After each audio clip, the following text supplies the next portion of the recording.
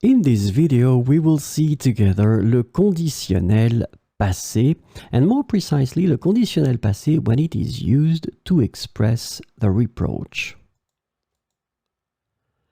So yes, it is possible to use le conditionnel passé to express the reproach. Not really nice, not the best lesson I want to do, but still it is one use of le conditionnel passé. So we need to approach it and we need to deal with it. So let's see. Expressing the reproach, in most of the cases, you will use three verbs or structures. The first one will be devoir. The second one will be pouvoir. And the third one will be valoir mieux. So in that situation, we're talking about expressing the reproach with the conditionnel passé. So that's the reason why with the conditionnel passé, we will use these three verbs, devoir, pouvoir, valoir mieux. So let's start with devoir. Tu aurais dû fermer la fenêtre, maintenant il fait froid. Tu aurais dû fermer la fenêtre, maintenant il fait froid. So we are using the verb devoir here. It is in the conditionnel passé form, so devoir is conjugated with the auxiliary avoir, tu aurais, and then the past participle of devoir is dû.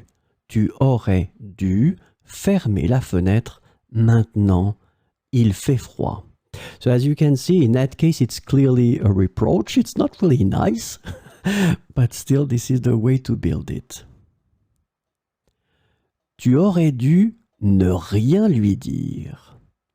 Tu aurais dû ne rien lui dire. So same situation here, the verb is devoir. It is in the conditionnel passé form for the second person of the singular. Tu aurais dû ne rien lui dire. So let's have a look now at the same structure, the same concept, expressing the reproach in the conditionnel passé, but now it will be with the verb pouvoir. So first example, tu aurais pu acheter du pain, non? Tu aurais pu acheter du pain, non? So of course it's a reproach in that case. The verb is pouvoir. It's conjugated in the conditionnel passé, so it works with the auxiliary avoir to here, tu aurais, and then the past participle of pouvoir is pu, remember. Tu aurais pu acheter du pain, non? Second example of reproach. Tu aurais pu arriver plus tôt. Tu aurais pu arriver plus tôt. So here the same structure. It's the verb pouvoir in the conditionnel passé, second person. Tu aurais pu arriver plus tôt. Tu aurais pu acheter du pain, non? Tu aurais pu arriver plus tôt. So let's see the third possibility to express the reproach in the conditionnel passé, and it's valoir mieux. Alors, valoir mieux is a bit more complex than the previous ones that we had, because we see that in that case, it can be constructed UP with a subjunctive. So we will explore that possibility, and we will see that right after there is another type of structure with valoir mieux. But let's start with the subjonctif. Il aurait mieux valu qu'elle ne dise rien du tout.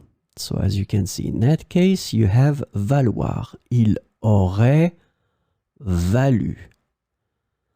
So valoir, when you conjugate it in the conditionnel passé, it goes with avoir to as an auxiliary, so il aurait, and then the past participle of valoir is valu. Il aurait valu. Then que should be here, but because we have a vowel after we'll have to disappear, and you will get qu'elle.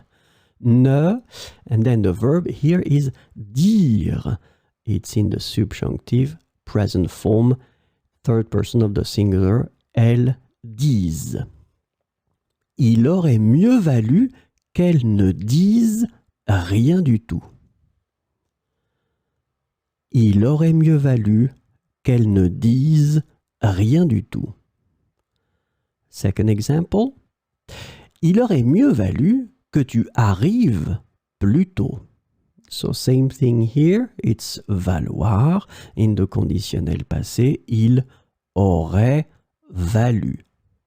Then que, and it will be followed by a subjonctif présent. The verb is arriver. And then second person of the singular, tu arrives. Il aurait mieux valu que tu arrives plus tôt. Il aurait mieux valu qu'elle ne dise rien du tout. Il aurait mieux valu que tu arrives plus tôt. So as I told you, there is also with valoir mieux another possibility, and it's to build it with an infinitive. So let's have a look at it. Il aurait mieux valu ne rien dire du tout. So as you can see, in that case, we are just putting the structure with the infinitive. So first part is exactly the same. It's valoir, il aurait valu. Valoir in the conditionnel passé, il aurait mieux valu. Then after that, you put the negative form of dire. Remember that when you have infinitive, you will put ne pas, ne rien before. Ne rien dire du tout. And let's see for the last one. Il aurait mieux valu arriver plus tôt. Il aurait mieux valu arriver plus tôt. Same thing here, as you can see, it's il aurait valu, and then as I told you, it's possible to just drop the infinitive right after. Il aurait mieux valu arriver plus tôt. Il aurait mieux valu ne rien dire du tout. Il aurait mieux valu arriver plus tôt. And now you became champions to express the reproach with the conditionnel passé.